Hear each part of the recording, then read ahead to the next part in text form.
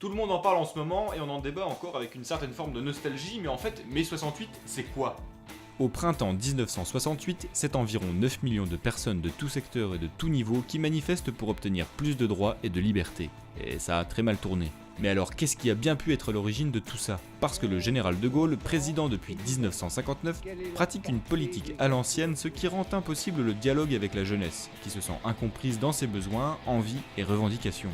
De nombreuses inégalités subsistent dans cette période des 30 glorieuses. Fermeture d'usines, 500 000 chômeurs, 5 millions de personnes sous le seuil de pauvreté, ainsi que 2 millions de personnes qui ont un salaire de 500 francs, ce qui équivaut à peu près à 440 euros. L'expansion de l'enseignement supérieur entraîne un manque de locaux, de transports, de moyens et de matériel. Pour y faire face, le gouvernement commence à parler de sélection scolaire, ce qui inquiète d'autant plus les étudiants. En mars 1968, les étudiants bloquent les facultés pour protester contre la guerre du Vietnam, les dysfonctionnements de l'enseignement supérieur, la société de consommation, et entament une révolte par les mots à l'aide d'affiches et de slogans. Après les émeutes étudiantes du 10 mai réprimées dans la violence, la crise s'étend dans un second temps à de nombreux secteurs de la société française. Près de 10 millions d'ouvriers grévistes paralysent le pays et obligent le gouvernement à négocier les accords de Grenelle visant à revaloriser les salaires, réduire le temps de travail, etc. Le peuple s'unit contre les industries et les médias de l'époque. L'Assemblée nationale est dissoute le 30 mai et le gouvernement reçoit le soutien de centaines de milliers de manifestants favorables au retour de l'ordre.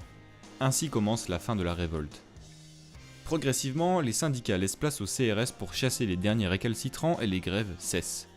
Les gaullistes reprennent la majorité aux élections législatives des 23 et 30 juin. Mais De Gaulle ne laisse pas tomber son idée de référendum et demande l'avis des Français, promettant de démissionner si la réponse est non.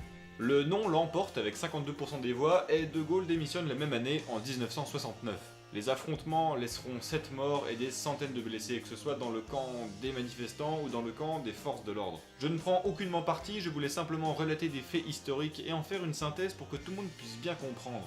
Surtout avec le climat politique et social qui règne en ce moment. Alors j'espère que cette chronocritique vous aura plu, j'attends vos retours. Ça pourrait presque devenir une nouvelle série sur la chaîne. Chronocritique, ça sonne bien.